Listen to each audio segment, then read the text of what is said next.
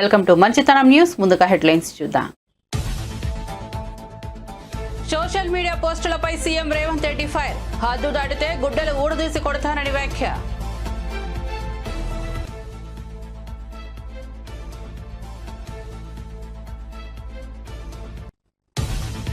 తణుకులో టీడీపీ కార్యకర్తలతో సీఎం చంద్రబాబు ముఖాముఖి. పర్యటనలో రాజకీయ అనుభవం వెల్లడించిన చంద్రబాబు. జగన్ కనీసం మురికి కాలువల్లో పూడిక కూడా తీయించలేదని విమర్శలు.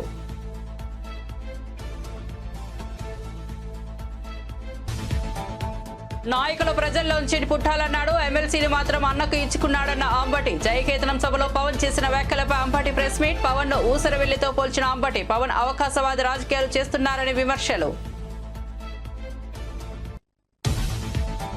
రేవంత్ రెడ్డి తెలంగాణ పరువు తీశారన్న బీఆర్ఎస్ ఎమ్మెల్యే ప్రశాంత్ రెడ్డి. కేసీఆర్ 14 ఏళ్లు పోరాటం చేసి తెలంగాణ సాధించారన్న ప్రశాంత్ రెడ్డి. రేవంత్ రెడ్డి జుగుస్పరకరంగా మాట్లాడుతున్నారనే ఆగ్రహం. కేసీఆర్ మీద అక్కసుతో చాంబర్ కూడా కేటాయించలేదని ఆరోపణ. తమిళ సినిమాలు హిందీలోకి డబ్ చేసి కోట్లాది రూపాయలు సంపాదిస్తున్నారన్న కిషన్ రెడ్డి. త్రిభాషా విధానం కొత్తదేమీ కాదన్న కిషన్ రెడ్డి. హిందీని బలవంతంగా రుద్దుతున్నారని, అబద్ధపు ప్రచారం చేస్తున్నారనే ఆవేదన. పునర్విభజనతో సీట్లు తగ్గవన్న కిషన్ రెడ్డి. పిఠాపురంలో పారిశుద్ధ్య కార్మికులకు జనసేన సత్కారం. కార్మికుల సేవలకు కృతజ్ఞతలు తెలిపిన నాగబాబు, హరిప్రసాద్. పార్టీ సంక్షేమ కార్యక్రమాలను ప్రజలకు చేరువ చేయాలని సూచన.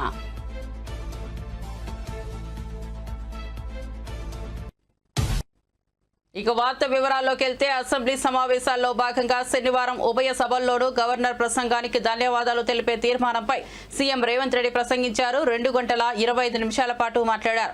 సీఎం రేవంత్ ప్రసంగంలో భాగంగా సోషల్ మీడియాలో పోస్టులపై కన్నెర్ర చేశారు. హద్దు దాటితే కఠిన చర్యలు తీసుకుంటామని హెచ్చరించారు. సోషల్ మీడియాలో భాష చూడండి. కుటుంబ సభ్యులు ఆడబిడ్డల మీద ఇష్టం వచ్చినట్లు పోస్టులు పెడుతున్నారు.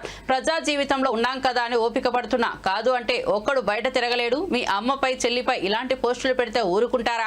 ఆర్టిస్టులను తెచ్చి పార్టీ ఆఫీసులో పెట్టి వాటిని రికార్డ్ చేసి సోషల్ మీడియాలో పెడితే వాళ్ళ మీద పోలీసులు కేసు కడితే మీకు దుఃఖం వస్తుంది. అసలు ఈ భాష ఆ సోషల్ మీడియాలో పెట్టినట్టు ఒకసారి చూడండి అధ్యక్ష. 2014-15లో కొత్తగా ఎమ్మెల్యేలు ప్రమాణ స్వీకారం చేసినప్పుడు TV9లో ABNలో ఏదో వెటకారంగా ఒక చిన్న సన్నివేశాన్ని వేస్తే వాటిని సంవత్సరం పైన ఈ రాష్ట్రంలో బ్యాన్ చేసిండు అధ్యక్ష. రవి ప్రకాశం జైల్లో పెట్టాను, కృష్ణ మాదిగని జైల్లో పెట్టాను. చాలా మంది జర్నలిస్టులు. ఇవాళ జైలుకు పోయిన అమ్మాయి కూడా SC/ST కేసులు ఆ రోజు ఎస్సీలను అవమానించింది, జైలుకు పోయి వచ్చిన అమ్మాయి. ఎవరు జర్నలిస్ట్ అని నేను అడగదలుచుకున్న అధ్యక్ష, జర్నలిస్టులని వేదిక మీద నుంచి. INPR లేకపోతే DAVP ఆమోదించిన పత్రికలు, ప్రసార సాధనాలు, వాళ్ళు ఇచ్చే ID కార్డులు ఉన్నోళ్ళు జర్నలిస్టులా? ఎవడు పడితే వాడు ఏదో ఒక ట్యూబ్ పెట్టుకొని మమ్మల్ని ఇష్ట రాజ్యంగా అధ్యక్ష. ప్రజా జీవితంలో ఉన్నాం కాబట్టి నిజంగా ఓపిక పడుతున్నాం అధ్యక్ష. రక్తం మరుగుతుంది. ఏంది భాష అది అధ్యక్ష? కుటుంబ సభ్యులను అంతేసి మాటలు అంటుంటే అసలు మీరు మనుషులా అని నేను వాళ్ళని అడగదలుచుకున్నా అధ్యక్ష. మీకు భార్య బిడ్డలు లేరా? తల్లిదండ్రులు లేరా? మీ అమ్మనో, నీ చెల్లినో, నీ భార్యనో ఈ రకంగా మాట్లాడితే నువ్వు ఇంతవాడిని నేను అడుగుతున్నా. ట్విట్టర్లో పెట్టినోని, అరెస్టును ఖండించినోని. నా భార్య నా బిడ్డను తిడితే నాకు నొప్పి అవుతుంది, కానీ నీకు ఒక ఆడపిల్లను అవమానిస్తుంటే నీకు నొప్పి కాదా? ఏ సంస్కృతిలో ఉన్నారని నేను అడుగుతున్నా అధ్యక్ష. తోడుకలు తీస్తే అధ్యక్ష, ముఖ్యమంత్రిగా చెప్తున్న ఒక్కనొక్కని బట్టలు పదిసి రోడ్డు మీద తిప్పిస్తా అధ్యక్ష. రాజకీయాలు ప్రజా జీవితంలో ఉన్న మేము విమర్శించండి, విశ్లేషించండి, మా గురించి మాట్లాడండి. ఆడబిడ్డల గురించి, ఇంట్లో ఉన్న ఆడోళ్ళ గురించి మాట్లాడే సంస్కృతి ఎక్కడి నుంచి వచ్చింది అధ్యక్ష? తెలంగాణ సమాజం ఇదేనా? రజాకర్లకు, నిజాంలకు, భూస్వాములకు, పెత్తందారులకు వ్యతిరేకంగా పోరాటం చేసిన స్ఫూర్తి ఓ రామ్జీవ్ గోండు, కొమరం భీమ్, ఓ చాకలి ఐలమ్మ, ఈ ప్రాంతంలో దొడ్డి కొమరయ్య, ఓ సర్దార్ సర్వాయి పాపన్న గౌడు ప్రాతినిధ్యం వహించిన ప్రాంతం ఇది అధ్యక్ష. ఇది ఒక చైతన్యమైన ప్రాంతం. ఈ చైతన్యమైన ప్రాంతంలో ఎదిరించి నిలబడ్డాడు మనగాడు. ఆధిపత్యాలకు వ్యతిరేకంగా నిలబడి కొట్లాడిన గడ్డ ఇది. ఈ సంస్కృతిని మొత్తం సర్వనాశనం చేసి ఒక విష సంస్కృతిని నోటికొచ్చింది మాట్లాడి వాటిని పోస్టు చేయించి ఏం పైశాచిక ఆనందం అని నేను అడుగుతున్నా అధ్యక్ష. వాళ్ళు తిట్టిన తిట్లకు నా పేరు తీసి మీ పేరు రాసుకోండి. ఆడ మీకు అన్నం తినబుద్ధి అవుతుందో నేను చూస్తా. తెలంగాణ రాష్ట్ర ముఖ్యమంత్రి అయితే బలహీనం అయిపోయినట్ట అధ్యక్ష? అట్లా అనుకుంటుర్రా? ఓపిక పట్టిన అధ్యక్ష, నేను మర్యాదకుంటున్నా. మీకు ఎంతమంది ఉన్నారో తెలియదు. నాకు చికాకు వచ్చిందని తెలిస్తే లక్షలాది మంది పిల్లలు రోడ్డు మీదకి వచ్చి బట్టలు తీసుకొడతారు అధ్యక్ష ఒక్కడినొక్కడిని. నేను వద్దంటున్నా కాబట్టి, చట్టాన్ని గౌరవిస్తా కాబట్టి, చట్టాల పట్ల, శాసనాల పట్ల, ఈ భారత రాజ్యాంగం పట్ల మాకు సంపూర్ణమైన విశ్వాసం, నమ్మకం ఉంది కాబట్టి ఏమనుకుంటూ ఊరుకుంటున్నాం అధ్యక్ష. అది మా చేతగాని ధనం కాదు. చంద్రశేఖరరావు గారు నీ పిల్లలకు చెప్పు, ఇది మంచిది కాదు, నువ్వు అనుకుంటున్నావేమో ఇట్లా ఏదో చేస్తే మానసికంగా కుంగదీసి దెబ్బతీసి రాజకీయంగా ప్రయోజనం పొందుదామని నువ్వేమైనా కలలుగా అంటే నువ్వు అనుకుంటున్నావేమో. అట్లా కుదరదు చంద్రశేఖరరావు. నేను చెప్పదలుచుకున్నా, హద్దు దాటితే, మాట జారితే దాని ఫలితం ఎట్లుంటుందో అనుభవిస్తారని నేను చెప్పదలుచుకున్నా అధ్యక్ష. పదవి ఎంతకాలం ఉంటుందని కాదు, ఎట్లా ఉన్నామనే దాన్ని నేను లెక్కగడతా అధ్యక్ష. ఆత్మగౌరవం చంపుకొని పశ్చిమ గోదావరి జిల్లా తణుకులో ముఖ్యమంత్రి చంద్రబాబు పర్యటిస్తున్నారు. నూలి గ్రౌండ్స్ లో తణుకు నియోజకవర్గ టీడీపీ కార్యకర్తలు, ముఖ్య నాయకులతో సీఎం ముఖాముఖి నిర్వహించారు. ఈ సందర్భంగా తన రాజకీయ అనుభవం గురించి చెప్పాలని ఓ వ్యక్తి అడిగిన ప్రశ్నకు సీఎం చంద్రబాబు సమాధానం చెప్పారు. అనుభవం ఎలా ఉందో ఒకసారి వివరించారు సార్. చాలా సంతోషం భాస్కర్ రావు గారు, నీకు ఎవరికి రాని ఆలోచన వచ్చింది. ఓసారి చరిత్ర మర్చిపోతూ ఉంటాం, అవునండి, మళ్ళీ గుర్తు చేసుకుంటే చరిత్ర గుర్తొస్తుంది.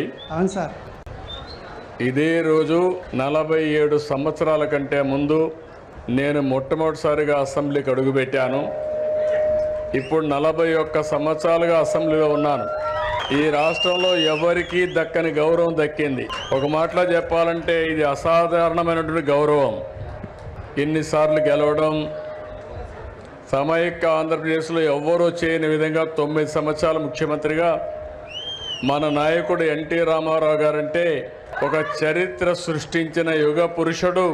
అలాంటి యుగ పురుషుడి దగ్గర నేర్చుకున్న తర్వాత 9 సంవత్సరాలు అందరికంటే ఎక్కువ సమయం ముఖ్యమంత్రిగా ఉండే అవకాశం మీరు నాకు ఇచ్చారంటే అదే నేను చూపించిన చొరవ, పట్టుదల. 10 ఏళ్ళు అపోజిషన్ లీడర్గా పనిచేశాను. ఇప్పుడు మళ్ళా రెండోసారి ముఖ్యమంత్రి. 5 ఏళ్ళు ప్రతిపక్షంలో కూడా పనిచేశాను. నా రాజకీయం అంతా అరుపెరగనిటువంటి రాజకీయ జీవితం నాది. నా ఆలోచన అంతా ఒకటే, నా చివరి రక్తపు బొట్టున్నంత వరకు ఈ పేదవాళ్లకు, రాష్ట్రానికి, తెలుగు జాతికి న్యాయం చేయాలని ఏకైక సంకల్పం. ఈరోజు ఏ ముఖ్యమంత్రి రాడు, మీ ఊర్లో చెత్త ఉంటే నాకేం పని అనుకుంటారు. ఆ చెత్త వల్ల మీ ఆరోగ్యం ఇబ్బంది అవుతుందనే ఉద్దేశంతోనే మళ్ళీ స్వర్ణాంధ్ర, స్వచ్ఛాంధ్ర దిశగా అడుగులేస్తూ మీలో చైతన్యం తేవడానికి ఇక్కడికి వచ్చాను. అది తమ్ముడు నువ్వు చెప్పింది కరెక్ట్. నా ఒకటే చూస్తారు మీరు, ఇంతవరకు ఎంత పనులు చేశానో రాబోయే 5-10 సంవత్సరాల్లో దానికంటే ధీటుగా పనిచేసి ఈ రాష్ట్రంలో ఉండే ప్రతి ఒక్కరి భవిష్యత్తు బంగారు భవిష్యత్తు చేసే విధంగా అడుగులేస్తా. నేను చేయడానికి సిద్ధంగా ఉన్నాను, కానీ నన్ను ఉపయోగించుకోవడానికి మీరు కూడా సిద్ధంగా ఉండాలి. 2 విధాలు వస్తేనే సాధ్యం. అట్లా కాకుండా మీరు చేయండి, మేము చూస్తూ ఉంటామంటే మొయిరాని భారం నా మీద. జనసేన అధ్యక్షులు ఉప ముఖ్యమంత్రి పవన్ కళ్యాణ్ సూచన మేరకు పిఠాపురంలో పారిశుద్ధ్య కార్మికులను సత్కరించారు. ఈ కార్యక్రమంలో పార్టీ ప్రధాన కార్యదర్శి ఎమ్మెల్సీ నాగబాబు, శాసనమండలి ప్రభుత్వ పిడుగు హరిప్రసాద్ పాల్గొన్నారు. కార్మికుల సేవలకు కృతజ్ఞతలు తెలిపిన వారు ప్రభుత్వ సంక్షేమ కార్యక్రమాలను అందరికీ చేరువ చేయాలని ఆశించారు.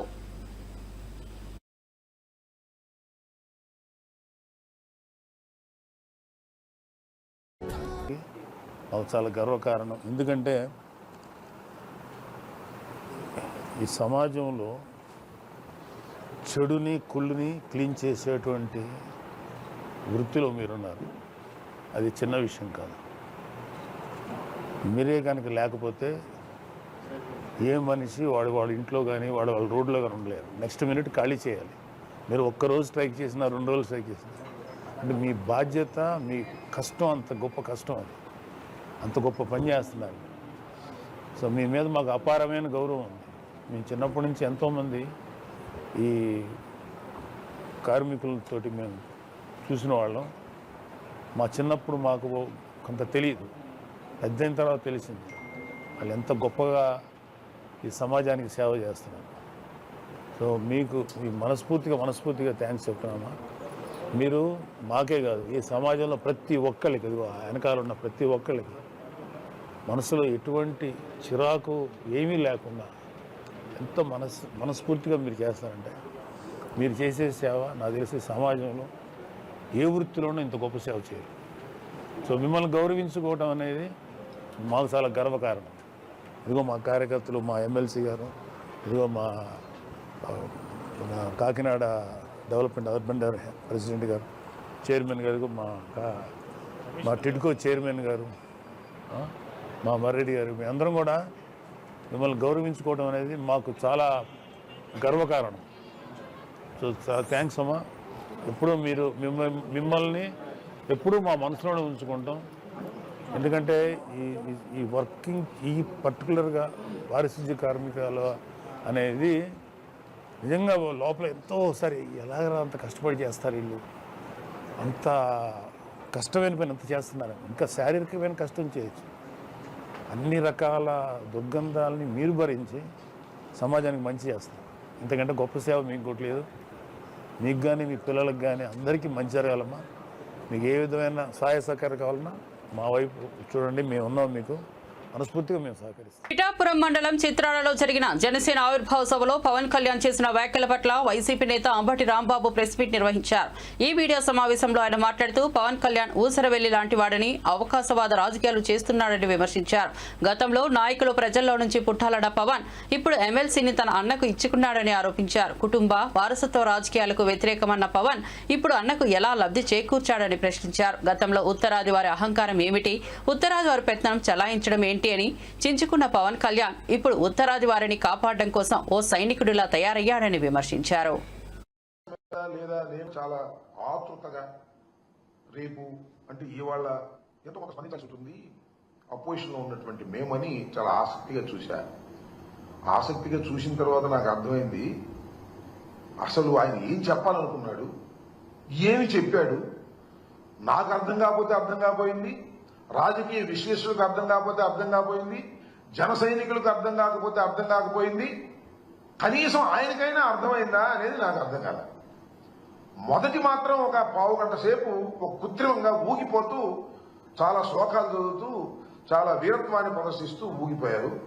తర్వాత నార్మాలిటీకి వచ్చి మాట్లాడారు. ఒక మాట మాత్రం అన్నాడబ్బా, వాస్తవంగా ఒప్పుకోవాలి, నిలబడ్డాం, 4 దశాబ్దాల టీడీపీని నిలబెట్టాం. ఆయన నిలబడ్డాడు. 4 దశాబ్దాల పాటు ఉన్నటువంటి టీడీపీ పడిపోతుంటే దాన్ని నిలబెట్టాడంట. ఇవాళ కాదుగా, మేము డే 1 నుంచి చెబుతున్నాం. అసలు టీడీపీ పార్టీని నిలబెట్టడం కోసమే పుట్టినటువంటి రాజకీయ పార్టీ మీది. టీడీపీని కాపాడుకోవడం కోసం ఏర్పాటు చేయబడినటువంటి పార్టీది. 2014 మార్చిలో జస్ట్ బిఫోర్ ఎన్నికలప్పుడు దీన్ని ప్రారంభించి ఒక బి టీమ్ గా చంద్రబాబు నాయుడు గారు వదిలారు. కాపులందరినీ కట్టగట్టి, ఎందుకంటే డైరెక్ట్ గా చంద్రబాబు నాయుడు గారి కాపుల్ని చేతుల్లోకి తీసుకోలేడు. ఈ రాష్ట్రంలో ఉన్నటువంటి కులాల చరిత్ర అలాంటిది. చంద్రబాబు నాయుడు గారు తెలుగుదేశం పార్టీ కాపు సామాజిక వర్గం మీద అనేకమైనటువంటి దుశ్చర్యలు చేసినటువంటి సమాజం ఆంధ్ర రాష్ట్రంలో ఉంది. అందులో డైరెక్ట్ గా ఆయనతో మాట్లాడలేరు కాబట్టి కాపులతో పవన్ కళ్యాణ్ గారిని అక్కడ పెట్టి ఆయన నుంచి అట్రాక్ట్ చేసి తద్వారా తన వైపు మరలించుకోవాలనేటువంటి ఒక ప్రయత్నంలో భాగంగానే జనసేన పార్టీ ఆవిర్భవించింది అనేది ఇవాళ మేము కొత్తగా చెప్పటంలా, డే 1 నుంచి చెబుతున్నటువంటి అంశమని ఈ సందర్భంగా నేను మనవి చేస్తున్నా. ఆ ప్రక్రియలోనే చంద్రబాబు నాయుడు గారికి ఎప్పుడు ఆపద వచ్చినా కాపులు తీసుకెళ్లి లింక్ చేయడానికి ఏర్పాటు చేయబడినటువంటి ఒక రాజకీయ పార్టీగా ముద్రపడినటువంటి రాజకీయ పార్టీ. అందువల్లే చంద్రబాబు నాయుడు గారిని నిలబెట్టడానికి ప్రయత్నం చేశారు. చంద్రబాబు నాయుడు గారే మొత్తం జనసేనకి తెలుగుదేశం పార్టీకి మేనేజ్ చేసేది ఎవరయ్యా అంటే నారా చంద్రబాబు నాయుడు గారు, ముఖ్యమంత్రి గారు దీన్నంతా కూడా టోటల్ గా మెయింటైన్ చేసేటటువంటి పరిస్థితిలో ఇవాళ ఉన్నారు. దీనిలో ఒక మాట అన్నారు పవన్ కళ్యాణ్ గారు, 100% స్ట్రైక్ రేట్. ఏంటి 100% స్ట్రైక్ రేట్? నాకు అర్థం కాలేదు. మీరు ఒక్కళ్ళే వచ్చారు 100% స్ట్రైక్ రేట్ కి. 21 సీట్లు పోటీ చేశారు, 21 సీట్లు మీరు గెలిచారు. అందువల్ల మీరు 100% స్ట్రైక్ రేట్ అని అనుకుంటే ఎలాగా అంటున్నా? అది బలం కాదు నాయన. 2 పార్టీల యొక్క మద్దతు నీకు వాపుగా కనపడి నీకు 21 వచ్చినాయి. అది రాష్ట్ర ప్రజల దురదృష్టం వల్ల వచ్చిందని నేను మనవి చేస్తున్నా. 21 సీట్లు గెలుచుకొని ఇది నాకు స్ట్రైక్ రేట్ అద్భుతం అమోఘం అనేటువంటి మాట మాట్లాడుతున్నారు. శభాష్ అయ్యా, నేను మాట చెప్తాను. ఏమండి పవన్ కళ్యాణ్ గారు, కొన్నిదల పవన్ కళ్యాణ్ గారు, మీ డయాస్ మీద 21 మంది శాసనసభ్యులు ఉన్నారు, 2 పార్లమెంట్ సభ్యులు ఉన్నారు. అసలు మీ వాళ్ళు ఎవరు చెప్పండి నాకు. మీ పార్టీలో వచ్చిన వాళ్ళు ఎవరు? చంద్రబాబు నాయుడు గారి దగ్గర టికెట్ లేకపోతే పంపిస్తే వాళ్ళకి టికెట్ ఇచ్చావు. మేము రిజెక్ట్ చేసిన బ్యాచ్ కొంతమంది టికెట్ ఇచ్చావు. నీ సొంత మనుషులు, నీ పార్టీ మనుషులు ఎవరున్నారు? ఎవరు లేరు. గాలి కొట్టుకొచ్చిన వాళ్ళని కొంతమందిని పెట్టుకున్నావు. నీ అదృష్టం బాగుంది, గాలి కొట్టింది, గెలిచావు. ఇది జరిగినటువంటి అంశం. 100% స్ట్రైక్ రేట్ అనేటువంటి మాట మాట్లాడుతున్నావు. అసలు నీకున్నటువంటి 22 శాసనసభ్యుల్లోనూ 21 శాసనసభ్యుల్లోనూ తెలంగాణ ముఖ్యమంత్రి రేవంత్ రెడ్డి జుగుప్సాకరంగా మాట్లాడి తెలంగాణ పరువు తీశారని మాజీ మంత్రి బీఆర్ఎస్ ఎమ్మెల్యే ప్రశాంత్ రెడ్డి అన్నారు. అసెంబ్లీ మీడియా పాయింట్ వద్ద ఆయన మీడియాతో మాట్లాడుతూ కేసీఆర్ 14 ఏళ్లు పోరాటం చేసి తెలంగాణ రాష్ట్రాన్ని సాధించారని, 10 ఏళ్లు ముఖ్యమంత్రిగా పనిచేసి తెలంగాణను దేశంలోనే అగ్రస్థానంలో నిలిపారని అన్నారు. రేవంత్ రెడ్డి మాత్రం పరువు తీస్తున్నారని మండిపడ్డారు. ఆ రోజు అధికార పార్టీలో ఉన్నటువంటి పదవుల్ని త్యాగం చేసి తెలంగాణ మలిదశ ఉద్యమాన్ని టీఆర్ఎస్ పార్టీ ఏర్పాటు చేసి అలుపెనగని పోరాటం చేసి తదనంతరం ఉద్యమ ప్రస్థానంలో ఎన్నోసార్లు ఎంపీ పదవులకు, చివరికి దేశంలో అత్యున్నతమైనటువంటి కేంద్ర మంత్రి పదవికి కూడా రాజీనామా చేసి పదవుల్ని త్యాగం చేసి పోరాడి 14 సంవత్సరాలు మడమదిప్పని పోరాటం చేసి తెలంగాణ రాష్ట్రం సాధించినటువంటి వ్యక్తి కేసీఆర్ని, అట్లనే తెలంగాణ రాష్ట్రం ఏర్పాటైన తర్వాత 10 సంవత్సరాలలో తెలంగాణ రాష్ట్రాన్ని దేశంలో అనేక రంగాల్లో అగ్రభాగంగా నిలబెట్టినటువంటి వ్యక్తి కేసీఆర్ని, గొప్ప నాయకుడైనటువంటి కేసీఆర్ని మొన్న ముఖ్యమంత్రి రేవంత్ రెడ్డి గారు స్ట్రెచ్చర్ మీదకి పోతావని, తర్వాత మార్చురీకి పోతావని ఒక నీచమైన కుసంస్కారిగా శత్రువు చావును కూడా కోరుకోరు మన సమాజంలో. అటువంటి వ్యక్తి అయినటువంటి కేసీఆర్ గారు చావును కోరుతూ ఒక అసభ్యంగా, జగుస్పాకరంగా మార్చరీకి పోతావో అన్న మాటలు మాట్లాడి తెలంగాణ సమాజం యొక్క పరువుని బజారుకీడ్చినటువంటి ముఖ్యమంత్రి వారి మాటలకు నిరసనగా ఈరోజు గవర్నర్ గారి ప్రసంగంపై ధన్యవాద తీర్మానంపై రిప్లై ఇచ్చే ముఖ్యమంత్రి గారి రిప్లైకి బీఆర్ఎస్ పార్టీ శాసనసభ పక్షం ఆయన రిప్లైని బహిష్కరించింది అని చెప్పి నేను మీ ద్వారా తెలంగాణ సమాజానికి మనవి చేస్తా ఉన్నా. రాష్ట్రంలో విద్యాశాఖపై ప్రభుత్వం దృష్టి పెట్టలేదని బీఆర్ఎస్ ఎమ్మెల్యే పల్లా రాజేశ్వరరెడ్డి విమర్శించారు. శాసనసభలో ఆయన మాట్లాడారు. పల్లా వ్యాఖ్యలపై డిప్యూటీ సీఎం బట్టి విక్రమార్క స్పందిస్తూ ఆయన వాస్తవాలు తెలుసుకుని మాట్లాడాలన్నారు. 100 ఏళ్ల చరిత్ర ఉన్న ఉస్మానియా వర్సిటీకి తొలిసారి దళిత వీసీని నియమించినట్లు వివరించారు. మహిళా వర్సిటీని మీరు ఎప్పుడైనా వెళ్లి చూశారా అని ప్రశ్నించారు. ఆ వర్సిటీకి వీరనారి చాకలి ఐలమ్మ పేరు పెట్టినట్లు గుర్తు చేశారు. యువతకు నైపుణ్యాలు పెంచేందుకు యంగ్ ఇండియా స్కిల్ యూనివర్సిటీని ప్రారంభించినట్లు పేర్కొన్నారు. మరి వారే ఇలా ఆర్థిక శాఖ మంత్రి అయింది, వారు యూనివర్సిటీ నుంచి వచ్చిన వాళ్ళు. వీరు వచ్చిన 15 నెలల నుంచి కూడా ఏ యూనివర్సిటీకి కానీ ఏ ఎడ్యుకేషన్ డిపార్ట్మెంట్ కానీ ఎవరు కూడా ఒక్క రూపాయి రాలే, ఒక్క ఇటుక పెట్టలే, ఒక్క రిక్రూట్మెంట్ స్కూల్ ఎడ్యుకేషన్ లో కొన్ని జరిపినారు అధ్యక్ష. అంతే తప్ప కానీ ఎక్కడ చేయలేదు. దయచేసి విద్యాశాఖ మంత్రులుగా ఉన్న ముఖ్యమంత్రిగా నేను విజ్ఞప్తి చేస్తున్నాం, ఇది అందరూ కూడా ఆలోచించి.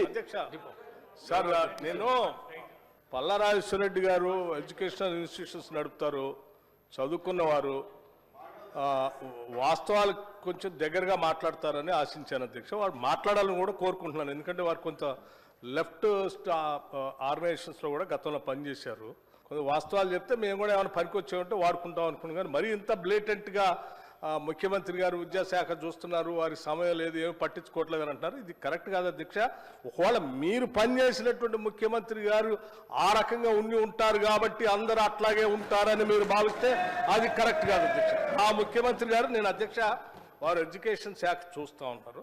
మేమందరం ఈరోజు గర్విస్తూ ఉన్నాం. ఎడ్యుకేషన్ శాఖను వారు చూస్తూ ఈరోజు అధ్యక్ష 11,000 మంది టీచర్స్ రిక్రూట్మెంట్ డిఎస్సి 10 సంవత్సరాలు మీ సమయంలో రిక్రూట్ చేయకపోతే వారు ప్రత్యేకంగా శ్రద్ధ తీసుకొని మొదట డిఎస్సిని ప్రకటించడమే కాదు, రిక్రూట్మెంట్ చేసి అపాయింట్మెంట్ లెటర్స్ ఇచ్చి మళ్ళీ తర్వాత భవిష్యత్తులో కూడా ఖాళీగా ఉంటే ఇంకొక 5 నుంచి 6,000 మంది టీచర్స్ రిక్రూట్ చేస్తామని ప్రకటించారు. This is what it shows how serious the CM is taking care of it. 22,000 మందికి అధ్యక్ష ప్రమోషన్స్ ఇచ్చి 10 సంవత్సరాలు విద్యాశాఖ నిర్వీర్యం చేసి మీరు ఎవరు పట్టించుకోకపోతే టీచర్స్ని 22,000 మందికి ప్రమోషన్స్ ఇచ్చి వాళ్ళందరికీ మోరల్ బూస్ట్ ఇచ్చి పేద పిల్లలు చదువుకునే పాఠశాల బాగా విద్యాబుద్ధులు నేర్పించండి అని చెప్పి వాళ్ళకి ప్రోత్సహించారు అధ్యక్ష. 36,000 మంది టీచర్స్కి 10 సంవత్సరాల నుంచి ఎదురు చూస్తున్నటువంటి వాళ్ళు పట్టించుకోకపోతే సీరియస్గా ఎక్సర్సైజ్ చేసి అన్ని సంఘాల్లో పిలిచి 36,000 మంది టీచర్స్ని ట్రాన్స్ఫర్ చేశారు అధ్యక్ష. అంతెందుకు అధ్యక్ష, ఈ రాష్ట్రంలో ఉన్నటువంటి యూనివర్సిటీస్ని పూర్తిగా మీరు గాలికి వదిలేస్తే సామాజిక యాంగిల్లో కూడా ఆలోచన చేసి విద్యాబుద్ధులు నేర్పేటువంటి యూనివర్సిటీస్ అన్నింటిలో అందరికీ సమానమైన సామాజిక న్యాయం కూడా చేయాలన్నటువంటి ఆలోచనతో 12 మంది వైస్ ఛాన్సలర్స్ని సమాజంలో ఉన్నటువంటి అత్యంత వెనుకబడి ఉన్నటువంటి వర్గాల నుంచి కూడా తీసుకొని ఈరోజు వీసీలు నియమించడమే కాకుండా మనం అందరం గర్వకారణంగా చూసేటువంటి ఉస్మానియా యూనివర్సిటీ లాంటి యూనివర్సిటీకి మొట్టమొదటిసారి ఒక దళిత వీసీని నియమించి ఈరోజు కమిట్మెంట్ ఏంటో చూపించారు అధ్యక్ష. 100 సంవత్సరాల చరిత్రలో ఇంతవరకు ఒక్కసారి కూడా ఈ యూనివర్సిటీకి ఒక దళిత వీసీ రాలేదు అధ్యక్ష. This is what our commitment and the Chief Minister's commitment towards the social justice. అధ్యక్ష, అంతెందుకు ఇంకా ఈ సమాజంలో ఉన్నటువంటి ఈ పేద బడుగు బలహీన వర్గాలకు సంబంధించినటువంటి మధ్యతరగతి కుటుంబాలకు సంబంధించిన బిడ్డలు బాగా చదువుకోవాలనేటువంటి ఆలోచనతో 10 సంవత్సరాలు మీరు పట్టించుకోకపోతే కూడా 40% డైట్ ఛార్జెస్ ఒకటేసారి పెంచి 40% డైట్ ఛార్జెస్ 10 సంవత్సరాలు పట్టించుకోలేదు అధ్యక్ష, గాలికి వదిలేశారు. 200% కాస్మెటిక్ ఛార్జెస్ పెంచారు.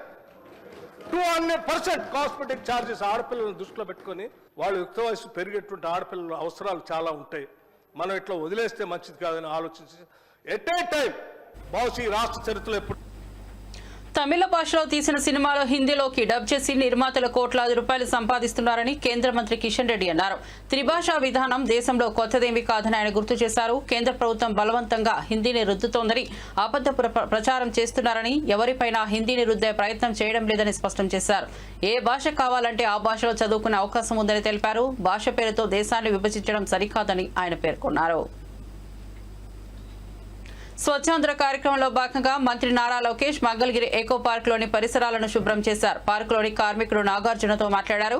అనంతరం ఆయనతో కలిసి చెత్త ఊడ్చారు. అనంతరం కార్మికుడిని సన్మానించారు. పార్కు అభివృద్ధిపై సందర్శకుల నుంచి పలు సూచనలు స్వీకరించారు.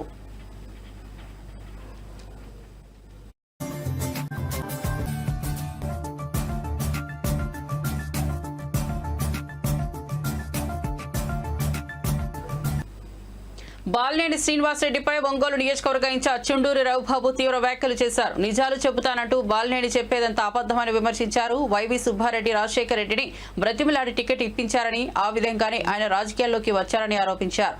మంత్రి పదవి త్యాగం చేశారని చెప్పుకోవడం పెద్ద అబద్దమని, రోషయ్య సీఎంగా ఉన్నంతకాలం మంత్రిగా కొనసాగి కిరణ్ కుమార్ రెడ్డి తన మంత్రివర్గంలోకి తీసుకుపోమని తెలిసిన తర్వాత జగన్ వైపు చేరినట్లు తెలిపారు.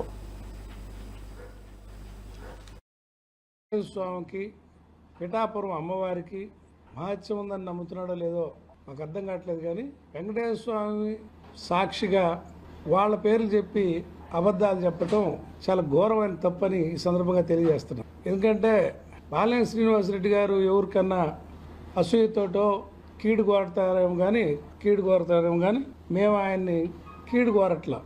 ఎందుకంటే ఆయన దేవుడి మీద ప్రమాణాలు చేసి నేను అవినీతి చేయలేదంటాం. అమ్మవారి సాక్షిగా మళ్ళీ అక్కడికి పోయి ఇక్కడ వాళ్ళకి అందరికీ తెలుసు, ఆయన ఓట్లన్నీ అందరికీ అర్థమవుతాయి. అక్కడికి పోయి అమ్మవారి సాక్షిగా అని చెప్పి ఆ గద్గద స్వరంతో ఊగిపోతా మా నాయకుడిని ఎట్ట గెలుస్తాడో చూస్తానంటాం. జగన్మోహన్ రెడ్డి గారిని గెలుపోవటం నిర్దేశించే శక్తి బాలినేని శ్రీనివాసరెడ్డి గారికి ఉందా? అది ఆయన అర్థం చేసుకోవాలి. తర్వాత చాలా సందర్భాల్లో మేము పార్టీలో అందరికీ తెలుసు, పార్టీలో ఉన్న నాయకుడి పట్ల ఎందుకులే తక్కువగా చేయటం అనే ఉద్దేశంతో కలిసి తిరిగి దొక్కన మాట్లాడకూడదనే మొహమాటంతో మాట్లాడకపోతుంటే ఆయన అబద్ధాలు కొనసాగుతూనే ఉన్నాయి. ఆయన రాజశేఖర రెడ్డి గారికి నా బంధువుని, ఆయన పెట్టిన భిక్ష అంటున్నాడు. రాజశేఖర రెడ్డి గారికి మీకు మధ్య ఇంకేమీ లేదా? రాజశేఖర రెడ్డి గారు మీకు ఏ విధంగా బంధువు అయ్యాడు? వైవి సుబ్బారెడ్డి గారి చెల్లెల్ని మీరు చేసుకున్నందువల్ల బంధువు అయ్యాడు. వైవి సుబ్బారెడ్డి గారు నీకు టికెట్ ఇప్పడానికి ఎంతమంది కాళ్ళు గడ్డాలు పట్టుకొని ఉంటాడు? అది ఆయనకు తెలుసు. ఆయన బయటికి చెప్పలేక ఎవరు ఆత్మీయులేని మా బొట్టులు కొంతమంది చెప్తుంటారు. ఎంతమందిని ఆయన బతిలాడుకుంటే ఒంగోలు లాంటి టికెట్ నీ దాకా వచ్చింది. వాళ్ళు మాకు వచ్చే అవకాశాలు కూడా వద్దు, మా చెల్లెల్ని ఇచ్చాం, బాధపడుతున్నాడునో బాధపడుతున్నాడు ఏదో ఇక నువ్వు పెట్టే బ్లాక్ మెయిలింగ్ అంతా వాళ్ళు లొంగి రాజశేఖర రెడ్డి గారిని ఆయన పర్సనల్గా బతిలాడుకొని ఇంకా ఆ రోజు జిల్లా నాయకులందరినీ, మాగుంట కుటుంబాలని వీళ్ళందరినీ రిక్వెస్ట్ చేసుకొని టికెట్ ఇప్పించుకుంటే రాజకీయాల్లోకి మీరు రావటం జరిగింది. తర్వాత త్యాగం చేశానని ఆయన క్లెయిమ్ చేస్తూ ఉన్నాడు పార్టీలో. మంత్రి పదవిని తృణప్రాయంగా త్యాగం చేశాను జగన్ గారి కోసం అని. మాజీ మంత్రి వైఎస్ వివేకానందరెడ్డి దారుణ హత్యకు గురై 6 ఏళ్లైనా ఇంకా న్యాయం దక్కలేదని ఆయన కుమార్తె సునీత ఆవేదన వ్యక్తం చేశారు. వివేక్ 6వ వర్ధంతి వేళ వైఎస్ఆర్ జిల్లా పులివెందులలో ఆమె నివాళులర్పించారు. అనంతరం మీడియాతో మాట్లాడారు. సిబిఐ కోర్టులో ట్రయల్ కూడా ప్రారంభం కాలేదు. నిందితుల్లో ఒకరు తప్ప మిగిలిన వాళ్ళంతా బయట తిరుగుతున్నారు. నిందితులు దర్యాప్తు ముందుకు సాగకుండా మేనేజ్ చేస్తున్నారనే అనుమానం కలుగుతోందన్నారు. ఈ కేసులో సాక్షులు అనుమానాస్పద స్థితిలో మృతి చెందుతున్నారు. సాక్షుల వాంగ్మూలాలు వెనక్కు తీసుకోవాలని నిందితుల్లో కొందరు బెదిరిస్తున్నారని సునీత ఆరోపించారు. అయింది. నాన్నగారు వైఎస్ వివేకానంద రెడ్డి గారు హత్య జరిగి 6 సంవత్సరాలుగా పోరాడుతున్నాం న్యాయం కోసం. ఈ 6 సంవత్సరాల్లో ఎంత పోరాడినామో అందరూ చూస్తున్నారు. ఈ రోజు చూస్తే పరిస్థితి ఒక్కరు తప్ప వీళ్ళందరూ బయట లక్షణంగా బ్రతుకుతున్నారు. అక్యూస్ అందరూ బయట ఉన్నారు. ఇన్వెస్టిగేషన్ ఆగిపోయింది. ట్రయల్ మొదలు పెట్టట్లేదు. న్యాయం వస్తుందా? ఈ దారుణమైన హత్య గురించి ఇంతగా పోరాడుతున్నాము. వైఎస్ వివేకానంద రెడ్డి గారికి ఇంత అన్యాయం జరిగితే న్యాయం జరగలేదు, మరి ఇంకొకరికి ఎలా న్యాయం జరుగుతుందని అనుకుంటాము. ఎవరైతే నిందితులు అని చెప్పబడ్డారో వాళ్ళకంటే ఎక్కువ శిక్ష మాకు, మా కుటుంబానికి ఎక్కువ పడుతున్నట్లుగా ఉంది. ఇది న్యాయం అసలు. కానీ ఖచ్చితంగా న్యాయం జరుగుతుందన్న నమ్మకం అయితే ఉంది. సిబిఐ వాళ్ళు మళ్ళీ ఇన్వెస్టిగేషన్ మొదలు పెడతారు అని అనుకుంటున్నాను. ఐఎమ్ హోపింగ్ కోర్టు వాళ్ళకి ఖచ్చితంగా ఇది చేస్తారని ఆశిస్తున్నాను. వాళ్ళని ప్రాధాన్యపడుతున్నాను. నాకు తెలిసి అయితే చాలా లోపాలు జరిగాయి, ఇన్వెస్టిగేషన్ లో జరిగాయి, ప్లస్ ట్రయల్ లో జరుగుతున్నాయి. ట్రయల్ మొదలే పెట్టట్లేదు. Accused know how to manage the system. వాళ్ళకి ఎట్లా సిస్టమ్ ని బైపాస్ చేయాలో, ఎట్లా మేనేజ్ చేయాలో తెలుస్తున్నట్లుంది. కాబట్టి ఇంకా ఎందుకు మనకి ఇట్లా న్యాయం జరగకుండా ఉంది. కానీ పోరాటం అయితే జరుగుతుంది. చూద్దాం. Let us see where it goes. Support అయితే ఇస్తాము అని చెప్పారు, కానీ ఎంత మటుకు చేయగలుగుతారు ఇది స్టేట్ గవర్నమెంట్ పరిధిలో లేదు ప్రస్తుతానికి. కానీ విట్నెసెస్ అందరూ ఇక్కడే ఉన్నారు. చనిపోతున్నది పరిస్థితి కూడా చూస్తున్నాము. విట్నెసెస్ అని జాగ్రత్త పరచుకోవాలి, అక్యూస్డ్ జాగ్రత్త పరచుకోవాలి. లేకపోతే జస్టిస్ అనేది ఎట్లా వస్తుంది? ఎవరైతే దీంట్లో విట్నెస్ గా ఉన్నారు, ఎవరైతే దీంట్లో నిందితులుగా ఉన్నారు, అందరి బాధ్యత ఇప్పుడు స్టేట్ గవర్నమెంట్ మీద ఉంది. వీళ్ళందరినీ జాగ్రత్తగా వాళ్ళ హెల్త్ సంగతి చూసుకోవాలి, వాళ్ళ సేఫ్టీ గురించి చూసుకోవాలి. లేకపోతే జస్టిస్ అనేదానికి న్యాయమే లేదు. అదే కాకుండా చాలా మంది విట్నెసెస్ హోస్టైల్ అవుతున్నారు. విట్నెసెస్ మీద ప్రెషర్ పెడుతున్నారు, మీ స్టేట్మెంట్స్ వెనక్కి తీసుకోండి అని. అట్లాంటివి కూడా జరగకూడదు. ఇప్పటికి చాలా ఇన్సిడెంట్స్ జరిగినాయి, సస్పిషియస్ డెత్స్ ఉన్నాయి. అవన్నీ కూడా ఆగాలి. అవి ఎందుకైతున్నాయి? అబ్స్ట్రక్షన్ జస్టిస్ ప్రాసెస్ లో ఈ అబ్స్ట్రక్షన్ అనేది జరగకూడదు. ఆ ప్రికాషన్స్ తీసుకునేదానికి we have to get support. Annamayya జిల్లా రాజంపేట మండలం ఊటుకూరు గ్రామంలో ఉన్న భక్త కన్నప్ప ఆలయాన్ని సినీ హీరో మంచు విష్ణు దర్శించుకున్నారు. తాను నటించిన భక్త కన్నప్ప ఏప్రిల్ 25న విడుదల కానున్న సందర్భంగా చిత్ర బృందంతో కలిసి ప్రత్యేక పూజలు నిర్వహించారు. విష్ణుకు ఆలయ నిర్వాహకులు, ఊటుకూరు గ్రామస్తులు ఘన స్వాగతం పలికారు. నిర్వాహకులతో చర్చించి ఆలయ అభివృద్ధికి సహకరిస్తానని విష్ణు తెలిపారు.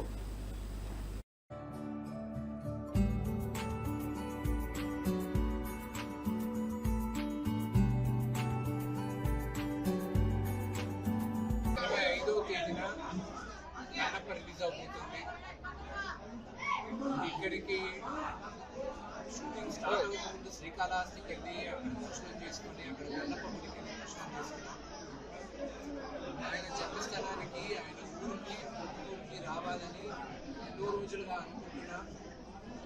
ఈరోజు వాళ్ళ అనుమతి ఇచ్చిన మేరగా నేను వచ్చి దర్శనం చేసుకున్నాను. నేను నమ్మేది ఏంటంటే ఎప్పుడైనా దేవుడు దర్శనం చేసుకునేటప్పుడు దేవుడు అనుగ్రహం ఉండాలి, వాళ్ళ అనుమతి ఉండాలి, వాళ్ళ చోట్ల శైలి అవుతాను.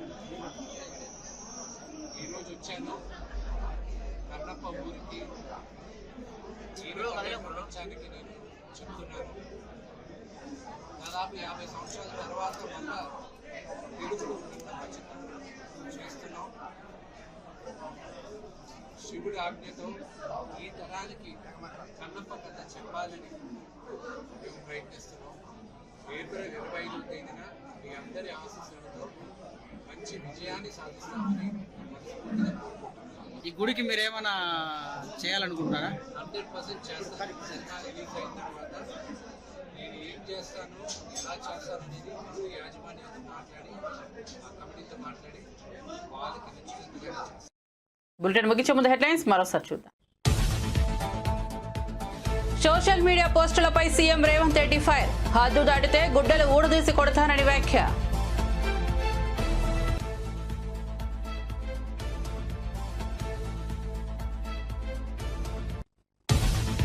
తణుకులో టీడీపీ కార్యకర్తలతో సీఎం చంద్రబాబు ముఖాముఖి. పర్యటనలో రాజకీయ అనుభవం వెల్లడించిన చంద్రబాబు. జగన్ కనీసం మురికి కాలువల్లో పూడిక కూడా తీయించలేదని విమర్శలు.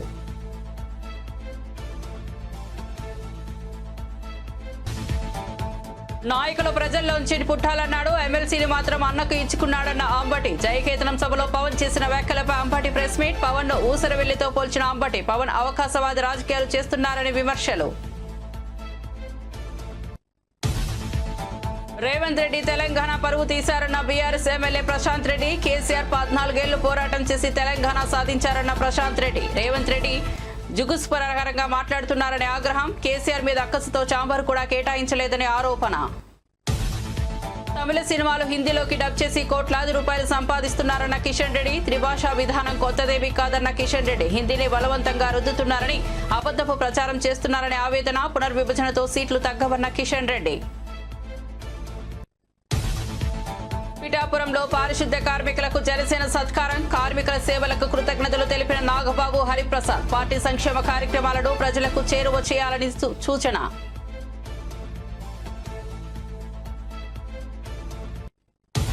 మరిన్ని అప్డేట్స్ కోసం చూస్తూనే ఉండండి మంచితనం న్యూస్.